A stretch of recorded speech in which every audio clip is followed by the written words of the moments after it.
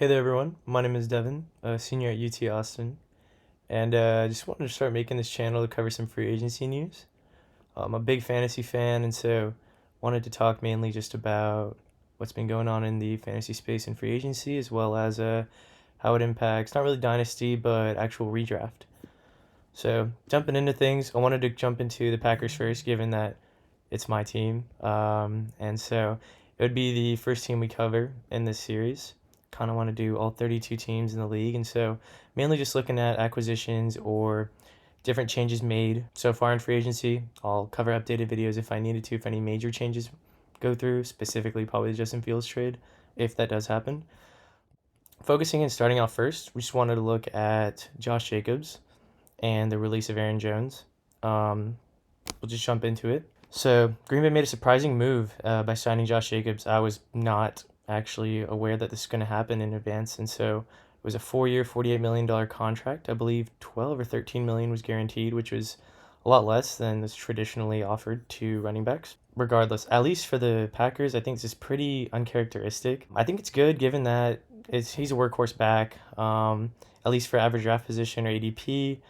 Within redraft, I could definitely see him landing in the upper, probably second round. If he falls to the third, I'm definitely drafting him everywhere he can because I think that's really good value, just given what the Packers have done in the past and the kind of back Josh Jacobs is. Jacobs has had a down year in 2023, only 805 yards in 13 games.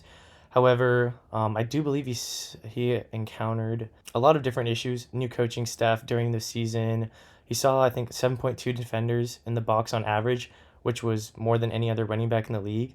It really just said that defenses weren't scared of Aiden O'Connell on the Raiders. And basically, I think the coach had came out for the Raiders and said they wanted to run the ball and hammer it down.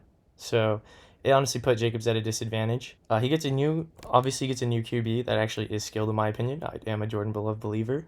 And offense in 2024, as well as he produced 2,000 yards in 2022. And so we need to keep that in mind. He is that workhorse back that can handle that 300, 350 touches a game or a season. Let's not mention that the Packers have had capable workhorses in the past. I mean, you could talk about Eddie Lacy, but that's not who I'm referring to.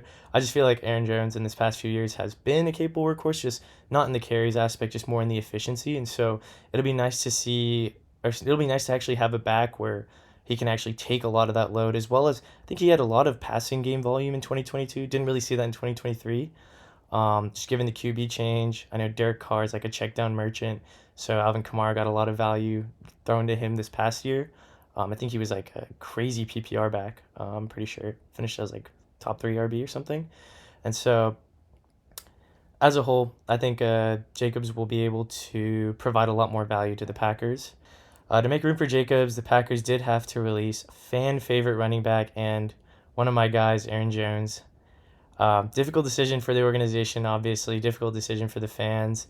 Um, you got to believe in Brian Gutekunst, just given what he's done in this past year. He's playing for the future. Matt LaFleur gave Jones his respect on the field, in the locker room, the community, but it was a big hit. Jones was a leader. If you talk to anyone on the team for this past year, at least into the interviews I'd seen, everyone gave Jones crazy high praise for what he's done for the team, how he contributed to the facility. Being one of the older vets on the team that was actually healthy, he actually always kept people in check, patted people's heads, just did a lot more for the community. That loss of leadership, loss of efficiency with him. I really wish he could have brought him back on some kind of smaller deal. I know he wouldn't take a pay cut, but the Packers were asking too much, in my opinion, to take a 63% pay cut, given that he was kind of the main reason we actually were able to get through the Cowboys and honestly put a dent in the Niners. And so, yeah, I guess it was too much of a liability to the cap. It'll definitely hurt to see him, especially playing on the Vikings next year. Um, yeah, those are just a few of the cons. I will bring this up. This is kind of another con, I guess, possible theory. Someone brought this up to me, but a lot of people or not really a lot of people, mainly just Cowboys fans, were given the comparison of Love is Dak and Jacobs is Zeke kind of deal, in which Dak really showed out in his first year, so did Love, and so they kind of are expecting a sophomore slump for Love, kind of like Dak encountered. And another comment was Jacobs really has a lot of tread, even though he's a young back. I believe he's 26 now. He's had 5 years in the league, and in that time, he has been a workhorse. He's taken a lot of touches, and so honestly, after the first year or two, we really have to reevaluate that contract. I know I said it was 4 years, 48 million, but I believe all 3 years are potentially voidable. Um, Packers will probably exercise that option given year two, or really look at it around that time. I think he will be efficient, just given Jacobs' natural demeanor. He just has to stay healthy, and that's going to be a really big part of this. Other signings that I think really impact fantasy value would have to be the AJ Dillon contract. They were able to sign him with about a $1 million deal. Dillon's kind of on a prove it deal. Wasn't able to really test the market, is my assumption, and so came back to the Packers. We retained him as an RB3. I believe we have Josh Jacobs, Emmanuel Wilson, and now AJ Dillon. As a whole, the offense is going to be young and healthy. Love this year has spread the ball somewhat like Mahomes, honestly, and has been able to really diversify who he throws it to. So therefore, I think the only fantasy relevant players for now in free agency is going to be Jordan Love at QB, possibly a top 10 QB in fantasy, given your format. I'm assuming 4 point TD, but 6 point touchdown honestly might favor him even more. And obviously Josh Jacobs. Pending any draft decisions from the Packers, I do believe Josh Jacobs will be taking his normal 70 to 90% of snaps, and I really don't see him stopping for at least this year. In terms of the wide receiver room, we know Reed is probably going to be the number one option. Watson pending recovery for his hamstrings. Christian Watson, assuming his hamstrings are okay, will most likely fill in that wide receiver 1A, 1B role with Reed. Dobbs, I honestly thought was our wide receiver 3 or 4, but he's shown in the playoffs he is that guy. So I'll put him at wide receiver 3 for now. Dontavian Wicks is 4, Bo Melton at 3, or Bo Melton at 5, sorry. And we have a great tight end room with Musk and Kraft. I do believe we signed one more tight end to the roster, letting go of a couple players, which we'll get into right after this. But as a whole, the signings really show that the team is trying to push for a Super Bowl in the next 2 to 5 years.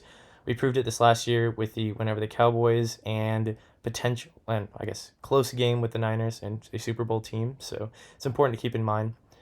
Other notable signings that don't really pertain to fantasy, but honestly could possibly play a role in DST or with DSTs. So, in terms of defense, the Packers did sign Xavier McKinney, a 4 year, $68 million contract.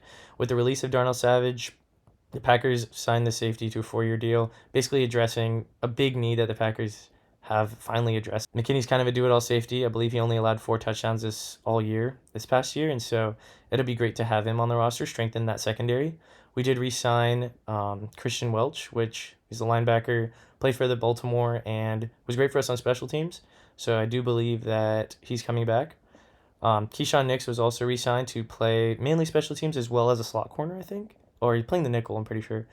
And so that'll be nice to at least have him back on special teams. I won't say he was the best corner, but it'll be nice to at least see if he can develop into that.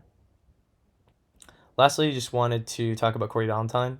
Signed a 1 year deal with us, a contract up to like 1.14 million.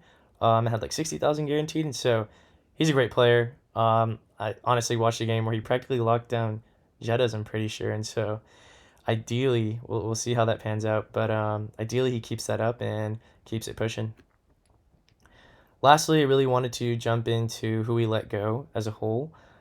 These aren't really fantasy relevant, but I do think they play a role in terms of the direction the Packers are going in. So the Packers let loose Darnell Savage, Jonathan Owens, Devondre Campbell, which I believe just signed to the Niners today, John Runyon with the Giants, Josiah DeGuara was released, Bakhtiari released, probably going to the Jets is my assumption. Aaron Jones, unfortunately, as we mentioned before, to the Vikings. And yeah, these were all back into free agency. Additionally, the Packers tenured their punter, Daniel Whelan, running back Emmanuel Wilson, which I do think will be re-signing, and offensive tackle Caleb Jones.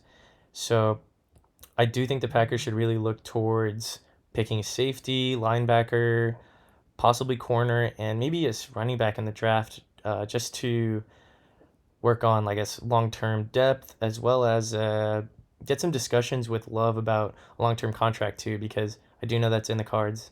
So as a whole, that's where we stand with the Packers, and hopefully things pan out. Thank you guys for watching. Feel free to keep tuning in, subscribe if you want, but the goal is to get these out to you within the next few days, and so if you notice anything wrong or have any comments, want to debate anything, feel free to throw in the comments, and would love to speak to you about it. Go Pack, go.